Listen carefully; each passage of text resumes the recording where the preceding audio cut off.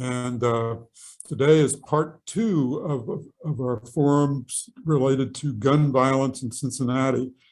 We had done several others pre-pandemic. Christ Church Cathedral has gotten involved over the years in the whole tragic issue of gun violence, especially related to youth. Jack Jose is the co-chair of what's known as the Gun Violence Prevention Working Group, co-chairs with Judith Robinson, who last week or 2 weeks ago took us through some data that she had put together on gun violence, especially in Price Hill. Today, we have a more optimistic approach in terms of even though gun violence has increased throughout the country and in Cincinnati itself, there's the program that we'll be focusing on today, which Jack will introduce, and 2 people, Jessica Polzin and Danny Burridge, are with us, who Jack will introduce, working out of the a center in Price Hill, specifically on trying to prevent gun violence among youth, which has been the tragic major factors in gun violence in our communities. And so anything we can do, Jack and the prevention group out of Christ Church Cathedral has been working with groups like Santa Maria Community Services in Price Hill and various other programs that are trying their best to both prevent gun violence and also work with the people who have suffered under it. So with that, and we'll see you in 2 weeks, I think we'll be returning to some aspects of the affordable housing crisis, which is all part of this impact that's happening in our community. But I want to turn this over to Jack right now to introduce today's topic. Jack? Thank you, Bill. And thank you, Ed, Alice, and Bill for making this this possible and continuing to do this every couple of weeks, despite COVID and all the obstacles that life has thrown in the way of the Community Issues Forum.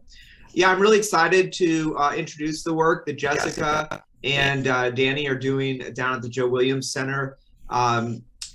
As we got started with the Gun Violence Prevention Task Force, which became the working group when we took it over a couple of years ago, we just went and sort of visited groups in Price Hill, and that's this is specifically Lower Price Hill, but we also went to East Price Hill and West Price Hill, and we asked people what they were doing and who else we needed to talk to learn about what was happening in the community. Because although we had met with experts, we knew that we were not experts, and the real experts on reducing gun violence were people working in the communities. One of the most exciting and rewarding partnerships that we've developed in this time is with the folks at the Joe Williams Center. They do amazing work that they're going to talk about here in a real individual way to meet the needs of students in their community, in terms of reducing violence, in terms of providing distractions that make just kind of reduce the opportunity or desire to be involved in violence, and meeting other needs that the families in this community need. So without any further ado, I'll hand this over to Jessica and Danny, and at some point I will interrupt because there's a particular story that went from when I just liked their program a lot to when I came to love it. And I think it's really important that they tell that story, but I think often they're too modest to boast on themselves. So Jessica and Danny, I turn it over to you. Well, thank you so much, Jack and Bill and everybody here on this call. Also great to see Allison there. I guess I haven't met anybody else besides Jack and Allison, and of course, Jessica. I'm here at home working today. I'm in the middle of a training on trauma-informed care, but it's a great way to take a break from that and jump on this call. So just a little bit about me, really, really briefly. I've only been working with Santa Maria and in our youth program at the Joe Williams Center for about a year. I've learned a ton of stuff there, and I'm really excited to be a part of the program. Jess has been involved a much longer time. Like technically, I'm the director of the program, but Jess was the director right before me and has been working in the program for about 10 years. And so in a lot of ways, she's my boss and like mentor and is teaching me tons of stuff I need to know, in addition to all the folks in the community. I'll let Jess introduce herself as well, and then we can kind of jump into the presentation itself. Hi, my name is Jessica Polzin, and I'm the Youth Development Program Coordinator. I've been working at Santa Maria for over 10 years now. Me and my twin sister had moved from Iowa and Minnesota. I always say I'm from both because I was born and raised in Iowa, but I was living in Minnesota by my extended family right before I moved back. So yeah, that's a short version of me, and I'm happy to be on the call. Yeah, and I didn't say I am from Cincinnati too. I'm from the east side of Cincinnati. So now living and working on the west side in Price Hill, which is really great. You know, growing up as an east sider, I didn't actually ever come to the west side, which is also something interesting or concerning about our city. But we can get into that a little bit later. So yeah, I'll go ahead then and share my screen if I can, and we can do, got a PowerPoint to share with some pictures and descriptions of our program and some data as well. But then after that, we'll really want to open it up for some questions and conversations. And I am going to also throw the mic to Jess in a couple moments during the PowerPoint, and we'll see if we end up telling that story that Jack is hoping to hear. We'll see what happens. So I'm not sure if let me see if I do have this screen sharing ability. Okay.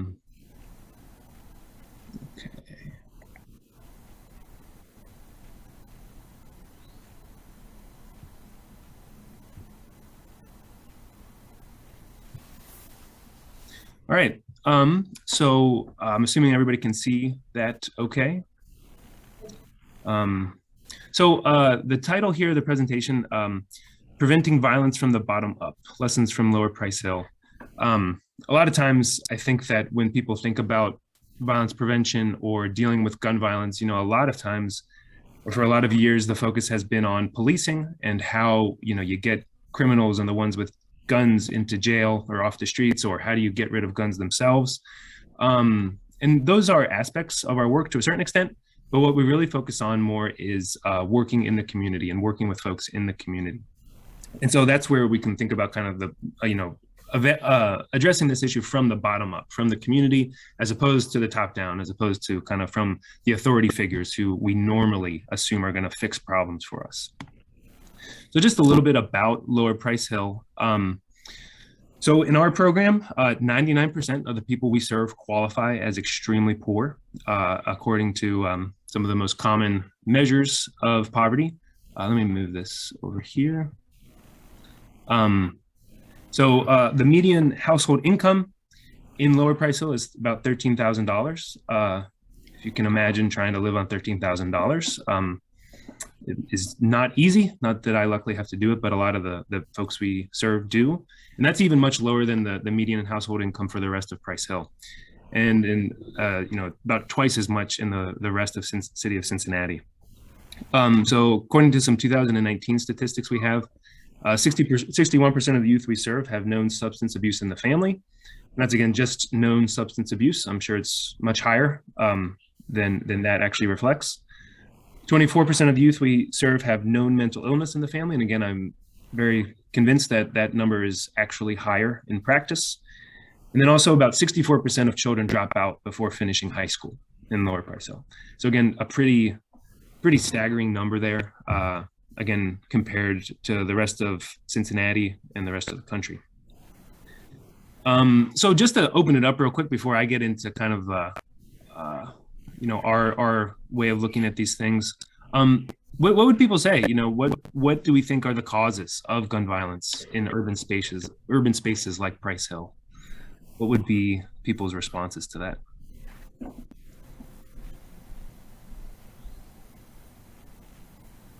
Neighborhood arguments, drugs. Okay, yeah, definitely. So just kind of conflicts amongst folks, drug trafficking, using guns to kind of serve as the leverage around drug trafficking, certainly. Other ideas? When I taught the teenagers, they had to stand up for if they got insulted or something. Maybe Susan sort of meant they had to, protect their some respect. Mm-hmm. Yeah. And there's a lot of different groups, the African Americans versus the Guatemalans, the Hispanics versus the poor whites, and they all feel like we're taking each other's jobs and so forth. So yeah, maybe some kind of racial or ethnic tensions could play into that. And someone mentioned in the chat gangs. Definitely. Yeah. So either more or less formal kind of gangs. There are certainly some very formal gangs in Cincinnati, and then beyond that, just kind of competing territories. Folks in Lower Price Hill that don't get along with folks in East Price Hill. That's definitely a thing, unfortunately. So just kind of territories and neighborhood rivalries. But yeah, all of those things, we might think, well, those sorts of problems can exist and not be necessarily resolved using guns or necessarily resolved using violence. So maybe we still have that question of, why gun violence necessarily? And so I'll throw out some ideas as well. I think especially looking at the larger big picture issues, again, poverty and unemployment, not, as we looked at that data right on the very first slide, people really not having their basic needs met.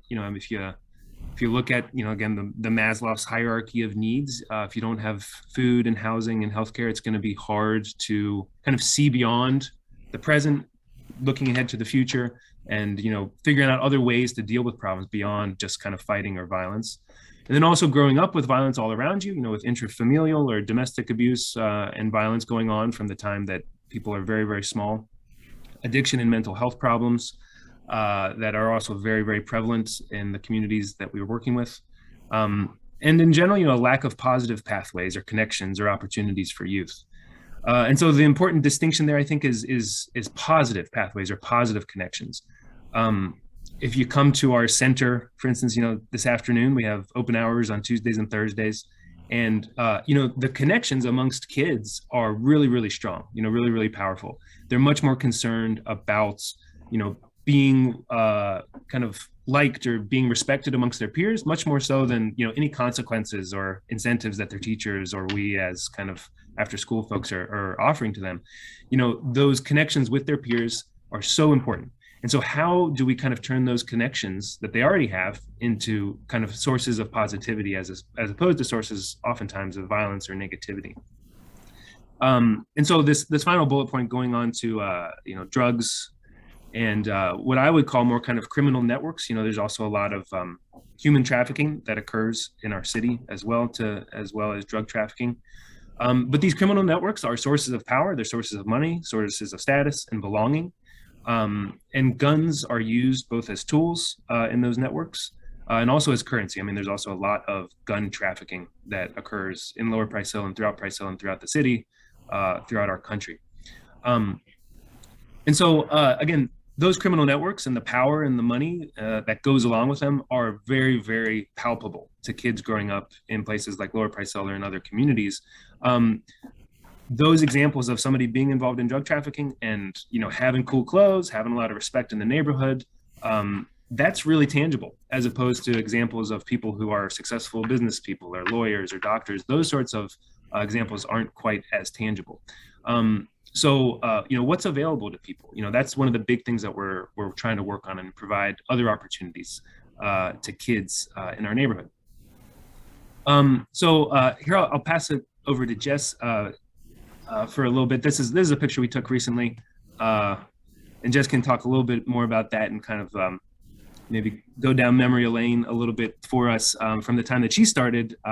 Because again, really in the past 10 years, or maybe more than 10 years, violence has decreased very significantly in Lower Price Hill, especially compared to some other neighborhoods. And we'd like to think that our work at Santa Maria, at the Joe Williams Center, and in the Violence Prevention Collaborative, which Jess can talk a little bit more about how that came about. We hope that, and we do believe that it is part of that trend of going downwards in violence. But yeah, if you want to take it away, Jess, I'll mute here. So this picture is, so the gentleman with the red hat and the red hoodie, his name is Jim Holmstrom. He's been the director before me and Danny for like 42.5 years or 43 years. And right before COVID, he found out he had cancer. So we finally found out right after, in this picture, we had found out that he was finally cancer-free. So we had rallied a lot of people to just surprise him when he made his first appearance back to the center. So we were really happy to have him back. He is definitely a trademark in this neighborhood and has taught me a lot, and definitely has shown the community a lot of compassion and help over the years. As far as the Violence Prevention Collaborative goes, we had a lot of different partners and individuals that were all trying to help the same people group here in Lower Price Hill.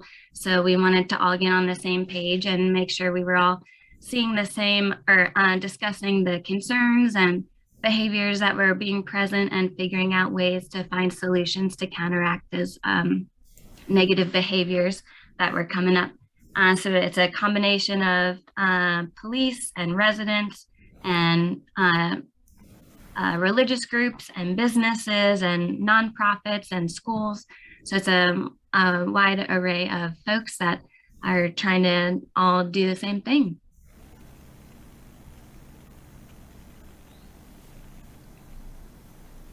Yeah, and so, you know, especially, you know, talking to Jim, and I also feel really lucky that he's back and he comes to the center on Tuesdays to help hang out with the kids and be a really awesome mentor.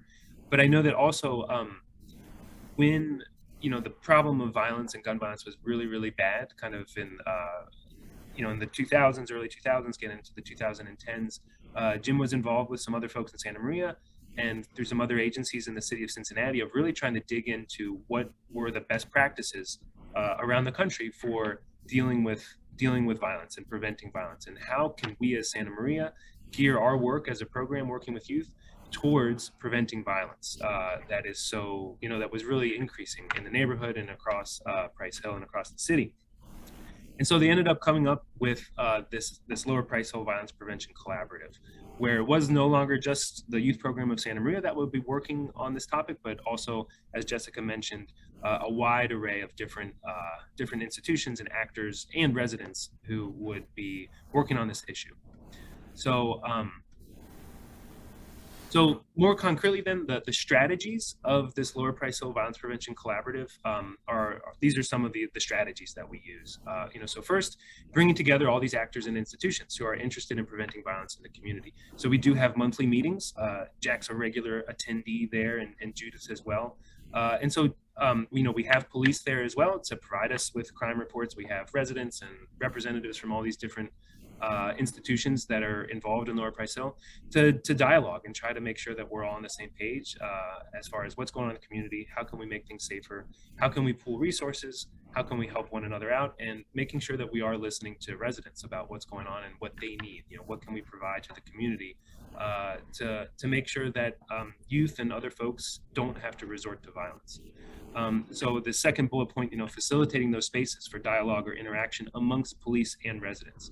A big problem in the past was that residents did not trust the police. There was a lot of instances in which police were very brutal and repressive towards residents. People felt, you know, criminalized without committing crimes, and so weren't willing to cooperate with police. And that's still a big problem. You know, it's still an issue to have people report crimes to the police, but we're working on that. It's something that I think is improving. And, you know, we've got some really great community liaisons from the police from the police. Officer Wiz is really great. He's super involved with us. Him and Jessica are always in contact, making sure that residents' concerns are getting heard at the police and being dealt with appropriately. In addition to that, now getting into kind of more of the specific stuff that Santa Maria does, we work really intensively on social emotional skills with at-risk youth during school time. We work inside Euler School with 6th, 7th, and 8th graders to try to provide them with some really direct attention around social emotional skills. And I'll go into a little more detail about that. And then after school, we provide safe and productive activities for them, safe ways for them to spend their time. And that hopefully will give them skills that they can use later on in life, not just to kind of let them like play basketball, which a lot of them love to do, but rather how do we use basketball to teach them about teamwork and cooperation, about discipline, about having goals for the future and taking the steps necessary to actually achieve those goals. So we also then reach out to families. We help families with emergency and supportive services to help move towards stability. And so this is a really important aspect that Christ Church Cathedral helps us out with through their donations. Not being, one of these more formal foundations is really helpful. We get great funding from some formal foundations and from the city of Cincinnati, but there's certain things that people oftentimes need. We kind of call them supportive services that aren't necessarily the first thing that other granting organizations want to support. And so oftentimes just, something as simple as getting somebody, a new set of boots and the appropriate kind of clothing to be able to start a job as a construction worker. If you can't, if you don't have a job, you don't have the money to buy those basic things for being prepared for a job, then you're not going to be able to get the job. And so those are the supports of things that sometimes fall through the cracks in kind of the normal funding sources that Christ Cathedral has really, really helped us out with. And so we're really thankful for those sorts of funding opportunities. And then, kind of the last thing that's really important, I'll get to more at the end too, is the idea of just building community. And so, facilitating activities that are going to bring the community together, again, for things that are safe and fun and healthy, just food, music. So we actually last year had an event called the Safety Fest, where it was kind of just like a street party down in Lower Price Hill, and Christ Cathedral also provided a really significant donation to us to put that event on. We had some folks coming in to provide bike repair services and all sorts of stuff to get the community out and hanging out and becoming aware of what's going on, what's going on with one another and what's going on in terms of kind of opportunities through social services that they could access. So that again, just building community is a huge part of what can make things safer and can prevent violence. So a little bit more in detail about our program as the Santa Maria Youth Development Program. Again, kind of this lead agency of the Lower Price Hill Violence Prevention Collaborative. We do these social emotional learning groups at Euler School for 6th through 8th graders. We do those open activities after school. We also work on academic enrichment, providing kids with tutoring.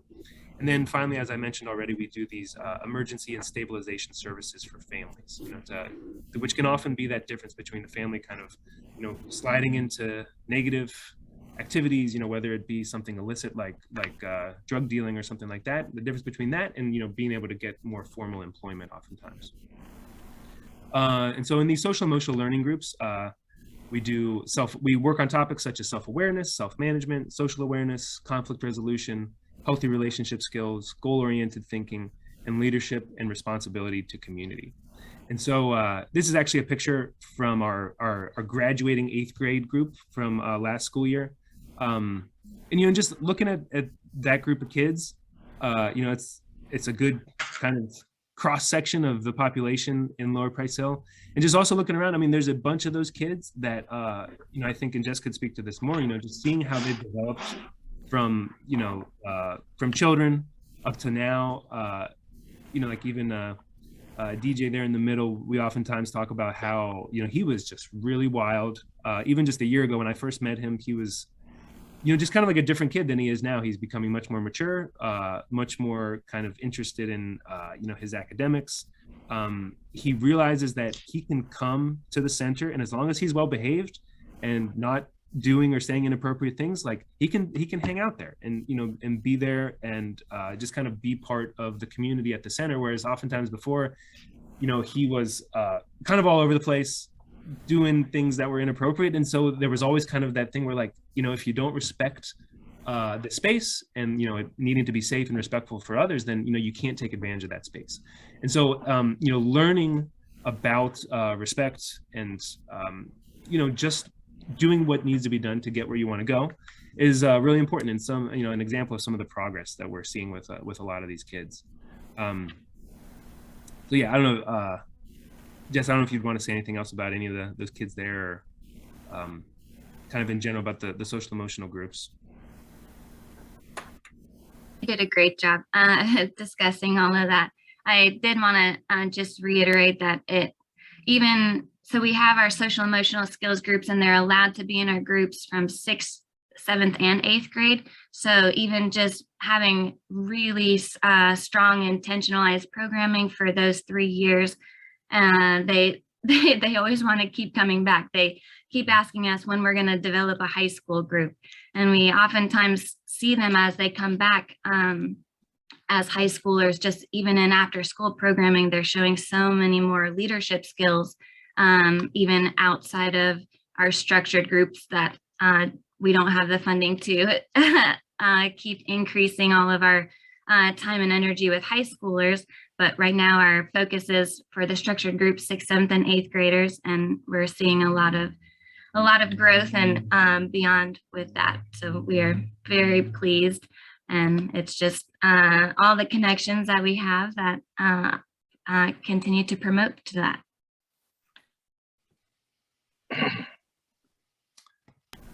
All right, so then just a little bit more about kind of our after school stuff. This is a picture from our gym.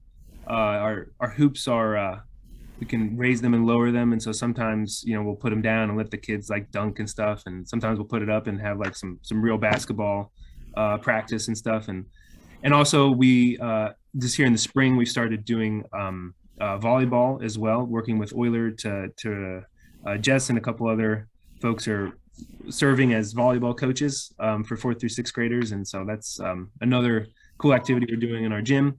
We also do cooking classes. We're about to start up with another round of cooking classes here in the spring.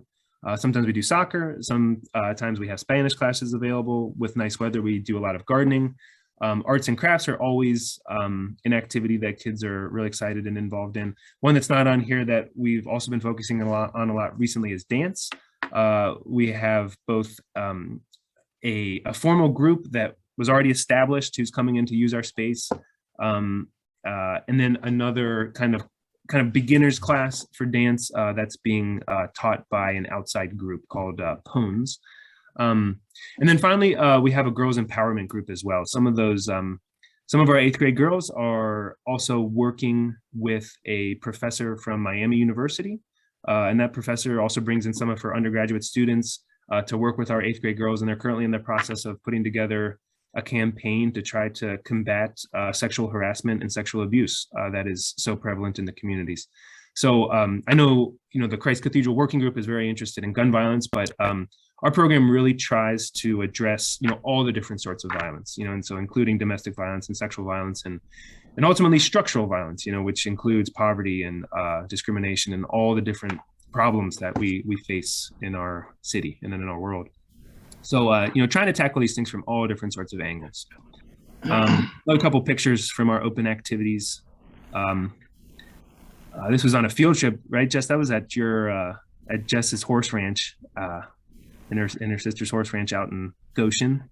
And this is Glenda. She was doing our Spanish classes and soccer classes for a while. She had to go back to Guatemala, unfortunately. And so this is from a field trip out to a lake out in New Richmond to do some fishing. Contact of our program has been very generous and has our kids able to come out there and do fishing, once or twice a year. And they really like that. Lower Price Hill definitely has kind of an Appalachian background. Now there's very much a mix of kind of Appalachian descendants and African Americans. Not as many Latinos compared to the rest of Price Hill, but it's really interesting, to see them all together at our center and going on field trips and all going fishing and stuff. And again, in kind of the urban spaces of Price Hill, it's hard to see this sort of like a lake and the grass and the trees and everything. So I know it's something that they really, really like. And so again, something that we try to provide those novel experiences that they wouldn't otherwise get, just being there in the neighborhood. And so also another field trip going to the Reds game. This was specifically, I don't know if people know who Joe Williams is, but he, I guess he's a partial owner of the Reds, and is still really involved in kind of their operations. And he, made the big donation to get his name on the center down there in Lower Price Hill when it was getting refurbished. And he still provides us with the hookup for some Reds tickets. And so it was a real fun field trip last spring to go to the Reds game. So just some outcomes from our youth program in 2021. Just in general, we continue being a primary supportive institution Lower Price Hill for youth and families. From our structured social emotional groups, all of them who were involved, 36, showed significant social emotional growth according to the measurement tool we use for that, which is called the DESA. And then 72 out of 75 youth in our open activities, or kind of our after school activities, showed increased bonding to community according to our life skills survey. Also in 2020-2021, 67 of our 75 youth in the after school or open activities reported decreased or no involvement in violent behavior. So that, again, based on a survey that we give them, kind of at the end of the school year after they participated in after school activities through the course of the year. Finally, in regards to our work with families, 47 of the 129 families that were in the family advocacy component of the program moved from crisis to seeking stability after 11 months, as measured by the ROMA, which is another measurement tool we use around family stability and family income. And so that might not seem, that's not as high of a number as some of our other numbers, but in the context of the pandemic, it has been really, really hard, of course, for people to get out of crisis and to move towards more stability. And so that really is a significant number given the situation that we've all been living through in the past couple of years. So finally, just to provide a little bit of data, and then we'll wrap it up and have some questions here. Just want to kind of just highlight, this is for the past 10 years in Lower Price Hill, all the different types of violent crimes. And you can see, so in the vast majority of these categories, they've all gone down over time or have remained pretty, static, not a lot of change. But in general, even the grand totals have decreased over the last 10 years. And really the spike in murders, unfortunately, was not unfortunately, it was really before these numbers hit. It was more kind of in, the late 2000s and in the 2010 period. It was right around this time, about 10 years ago, when the Violence Prevention Collaborative began. And so in requesting some data from our we got 10 years back, and so didn't necessarily capture kind of like the big spike in homicides that had occurred before that. But I'm now kind of, after working on this a little bit, I'm interested in going back and getting like the numbers from even further back. So I'll keep you posted on that if you're interested. Next, then, we have violent crimes in Price Hill in terms of kind of comparing Lower Price Hill to East Price Hill and West Price Hill. So again, our program functions in Lower Price Hill, and East Price Hill and West Price Hill do not have comparable programs, unfortunately. So Santa Maria does a ton of work in East Price Hill, but it is not work that is specifically focused on youth. It's not specifically focused on violence prevention. And so, at first glance, of course, you see the numbers being really, really drastically higher in both East Price Hill and West Price Hill. The big caveat is that East Price Hill and West Price Hill are both much bigger in terms of kind of geographic size and of population. So the next step in this data analysis would be to kind of control for population and just kind of do these numbers per capita. But I'll again, maybe for the next iteration of this presentation, I'll have those numbers for you, because again, the sense from our police contacts again is that Lower Price Hill is kind of a model for other similar neighborhoods in terms of dealing with violence and having these strategies to prevent violence in the long term. And there have been a lot of cases where people in East and West Price Hill have asked Santa Maria to please start some youth programming in those other neighborhoods. And just recently, some city council folks, I got a call from city council aide who was, wondering why we didn't have the same sort of youth programming in East and West Price Hill. So hopefully one day we will be able to expand into those neighborhoods, but that'll be definitely kind of a longer term vision. So Price Hill shootings by neighborhood and year, again, Lower Price Hill is much lower than East and West Price Hill, and has, for the most part, has been on a downward trend in general in the past 10 years. And again, if we were to go back 15 or 20 years, we would see an even more dramatic decline. So again, I'm planning on getting a hold of that more historical data, and would be more than happy to share that with you when I get a hold of it. Finally, just to look at this, just in terms of homicides in the past 4 years, this was based on publicly available data on, it's called it's the Reported Crimes Dashboard that's available through the Cincinnati Police Department. And so again, most people would say, well, Lower Price Hill is one of the most violent and dangerous neighborhoods in the city.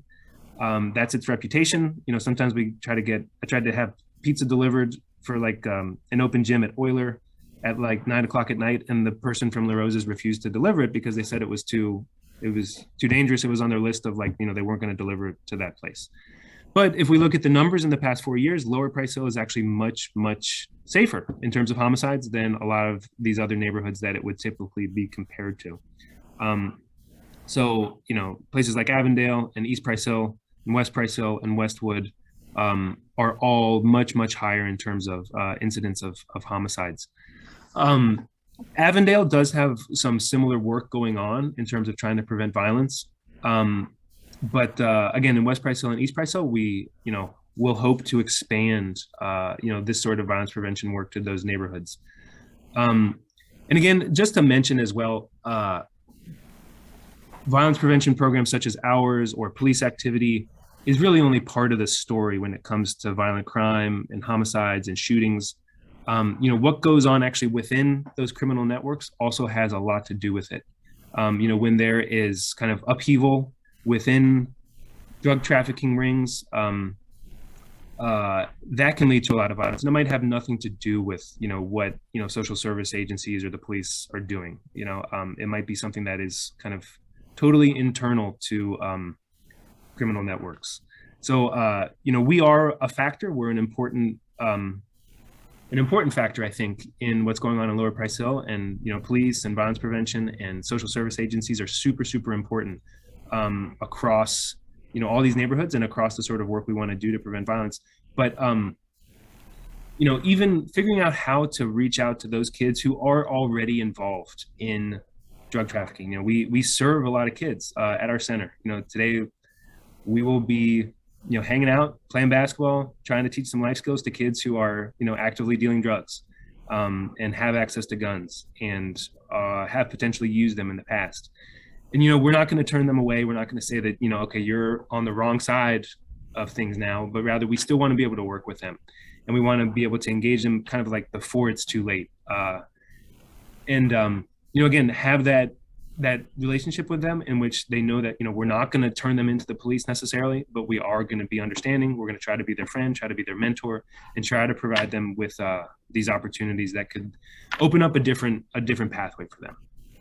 And Danny, if I may, this would be a great time for me to tell the story that won me over. I'd been attending the meetings and been part of this for some time. And Sergeant Hicks is there from District 3 and Officer Wiskowski and others.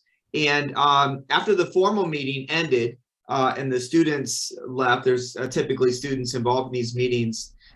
Jessica shared, she just shared that 3 girls, I think all of them students at Euler, all of them known to her, had been threatened by a young man in the community who showed a gun as part of that threat. And first was the conversation about the girls' safety and how do we de-escalate that situation. And that, to me, sounded very typical, the same kind of conversation that would happen in any community, any school where something like that happened.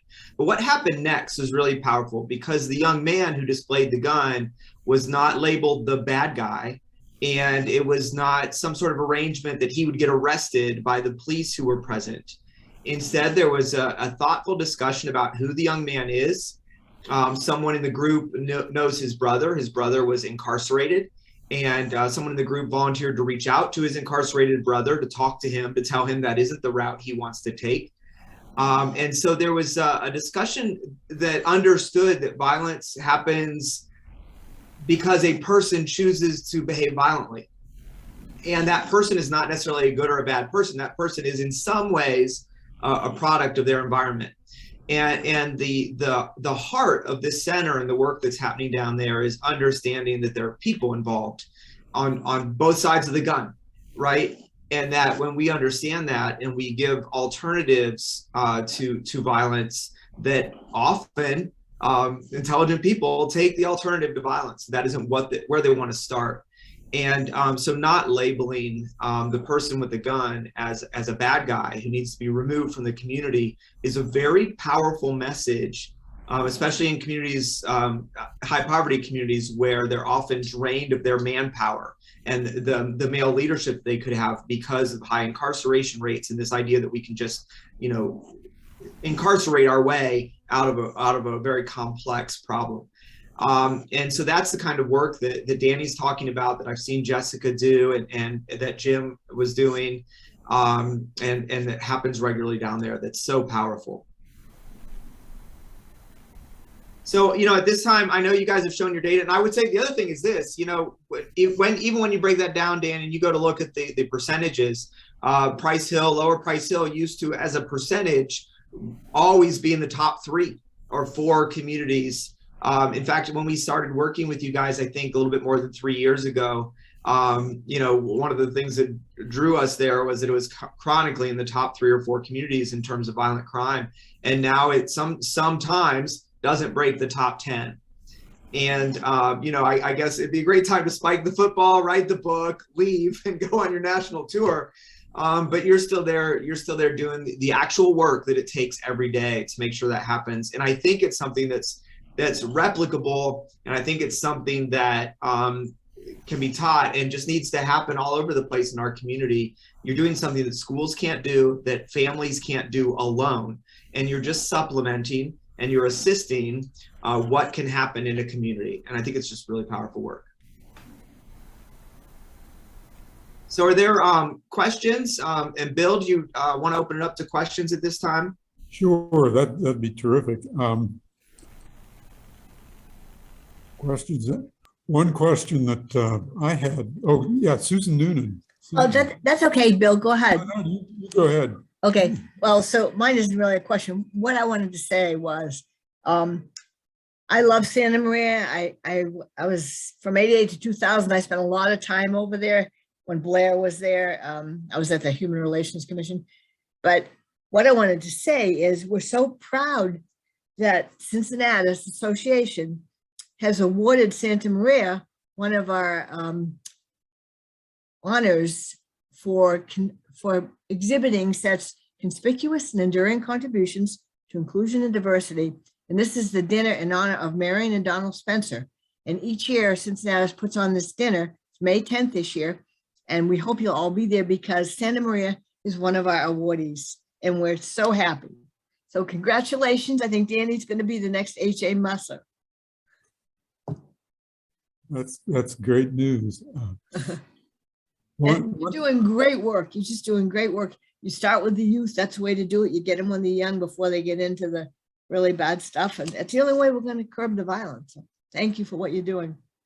Yeah, that was my question, I guess. I understand, and it's impressive compared to the other neighborhoods that you're obviously having an impact with working with the younger kids up through 7th and 8th grade.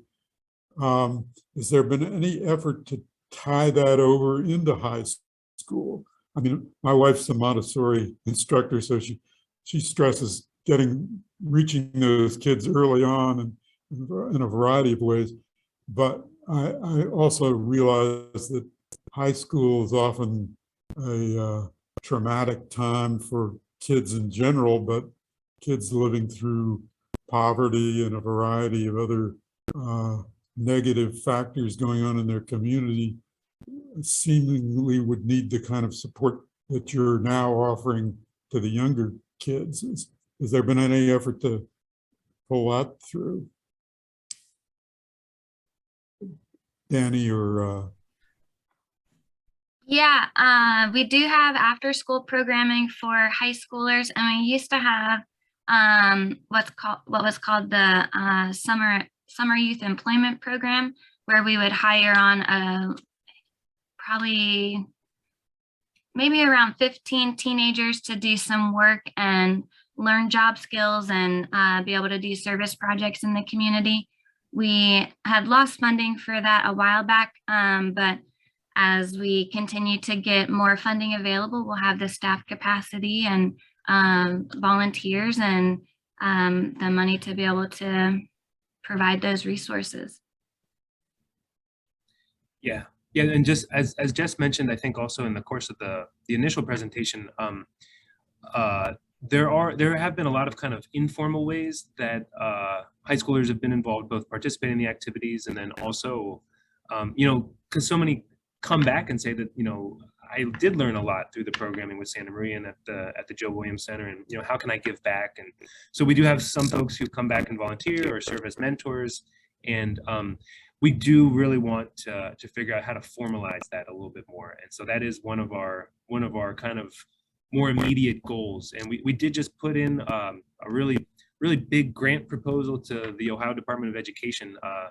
And so if we get that, which we're hoping that we will, really consolidating a high school group, that would be focused on leadership and, community service and kind of giving back to the community is something that we would really prioritize. Great. Other thoughts or questions out there? Obviously, this is a very good program that you've got here.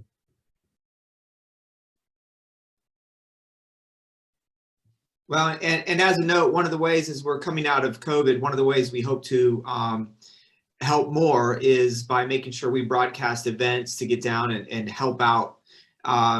Whether there's frequently 2 or 3 times a year, there are events in a park down across from Euler just to raise awareness about gun violence, but really also to build community, to support biking and safe streets, to call attention to the things that are happening.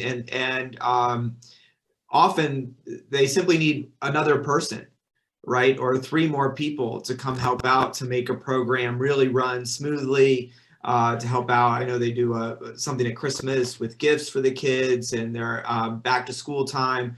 We were stuffing backpacks. And so, but there's a limit that a couple of people and a checkbook to what can be done. It sometimes takes more people. So I know at Christ Church Cathedral, we'll be giving some more ways for people to get directly involved with this organization and other groups that we work with in Price Hill. We always say it takes a village. People. It does. There are just so many different interests of the kids that are involved in the program. And so to try to engage and get certain kids off the streets that we know are heading a wrong direction, we definitely need more volunteers and more expertise in different areas to be able to catch their attention. So volunteers are always welcome.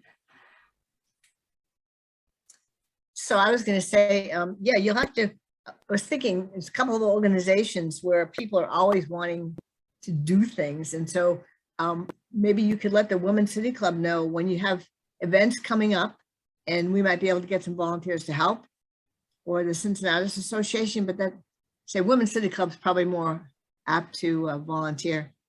And I wanted to ask you, I know when I was over in Lower Price Hill a lot, one of the biggest problems at that time, before everybody had a gun, was domestic violence. And I'm trying to remember when I was looking at your stats, has domestic violence gone down at all? I don't know historically how things have panned out, but it is a heavy topic that we're discussing right now, and particularly with our violence prevention group. It's definitely been more prevalent in adults as well as youth. So we're just trying to figure out connection points with Women Helping Women and just a lot of different agencies and residents to provide support in that area. That's great. And your Young Girls Empowerment Group will help too. Wonderful. Yep. And we're working with the boys on that too. I mean, it's good. Oh, good. You definitely have to, because again, growing up so, boys are oftentimes learning, I mean, treating women as objects, or, just basic kind of like awareness around sexual harassment and what that is and how to not do it and why not to do it. Yeah. So, and the biggest thing with domestic violence is that it's so underreported. I just went back onto my little spreadsheet, and it basically was only tracking instances of rape as opposed to like reports of domestic violence. But we do know, and Justice has done a lot of work in this area over the years with women, and typically they won't, as many of you may well know, I mean, women won't report it. They may be in an abusive relationship, but we'll hope that the man will change and not report it, not want to break up the family, or not want to divorce or separate or whatever the case might be. And so again, what Jack was talking about with our kind of strategies of serving as mediators and figuring out how, if somebody is not willing to report a crime formally, how can we work with them to address the situation at the grassroots level, and ultimately encourage them to seek help, but as with so many problems, a person has to get to that point where they're truly ready to seek out the help on their own, so, but yeah, it's very generational. I know. Mm-hmm. Price sale, and men model their fathers, boys Right. model their fathers. So. Right. Other responses, questions, thoughts? One thing that strikes me is that this is a very grassroots, very community-oriented Lower Price Hill program.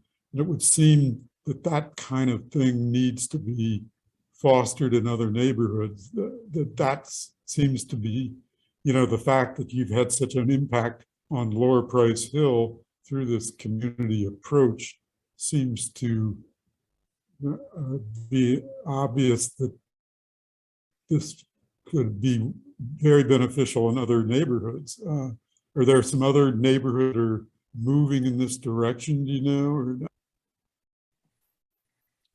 Jack, do you know from your experience in this whole issue? Well, I do know when we were dipping our toe in the water to get started doing this work, we talked to leaders from across the city, and people were involved in different communities, and we were warned, sort of advised away from communities that were challenging because they didn't have any network at all.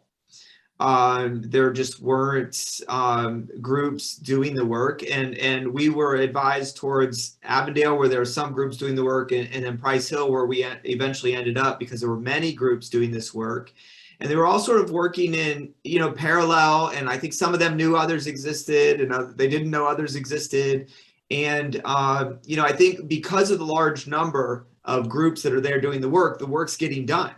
Right. And so it was a natural place for us to go because there was something to build off of. It was a community that was working on how to help itself. And since then, and I made a note, and I haven't been able to find the information. In the last couple of weeks, I encountered research that suggested that simply the number of nonprofits acting in a community can help predict a reduction in violent crime.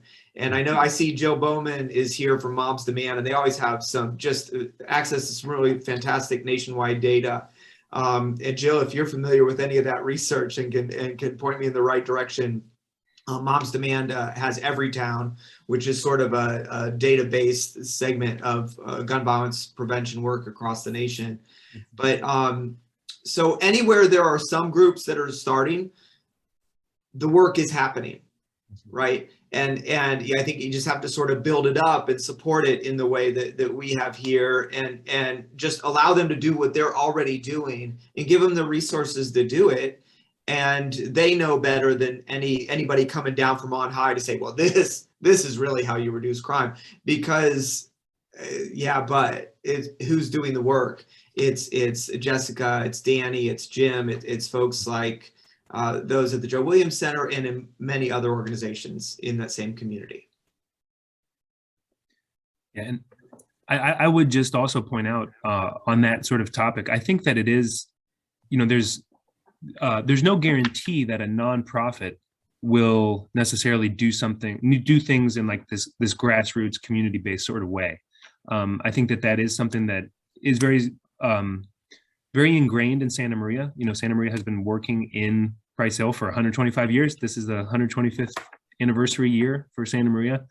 And, you know, and even again, you know, Jim having worked in the program for 40 years and Jess working in it for 10 years at this point, it does provide that ability to be there and to have relationships with people that not all nonprofits have.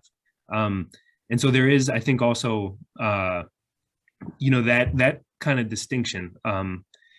And oftentimes too, it's, you know, it has to make, nonprofits have to ensure that, you know, they're getting the residents involved. You know, oftentimes nonprofits will have their projects that they want to come in and say, you know, we have money to do this, we need to get these outcomes, and we're going to do it, you know. And so they may well hit their outcomes and do what they said they were going to do, but did the community truly benefit? Did people, you know, who needed the help, did they get to work on their community the way that they felt was necessary? I think that's always a big question, and luckily, you know, I'm you know, feel really happy that it seemed, you know, we're trying to do that. We're trying to do stuff, you know, at the service of the community.